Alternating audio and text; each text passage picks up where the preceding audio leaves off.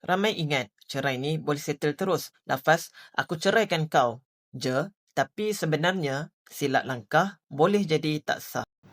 Di Malaysia, penceraian orang Islam tak boleh dibuat sesuka hati. Kalau tak ikut prosedur mahkamah syariah, status perkahwinan boleh jadi kabur. Cerai ke tak cerai? Bayangkan, dah rasa diri dah bercerai, tapi rupa-rupanya masih suami isteri dari segi undang-undang. Bila nak kahwin lain, terus jadi isu besar.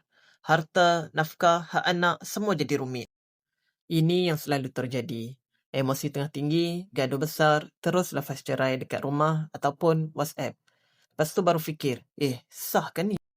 Proses yang betul, pertama, failkan permohonan cerai di mahkamah syariah. Kedua, mahkamah akan panggil kedua-dua pihak. Ketiga, cuba suluh, iaitu perbincangan damai dulu. Yang keempat, jika gagal, baru hakim benarkan lafaz cerai secara sah. Bila ikut prosedur, barulah status jelas, hak terjaga dan elak masalah di masa hadapan. Jika rasa video ini bermanfaat, like, share, komen dan follow page kami.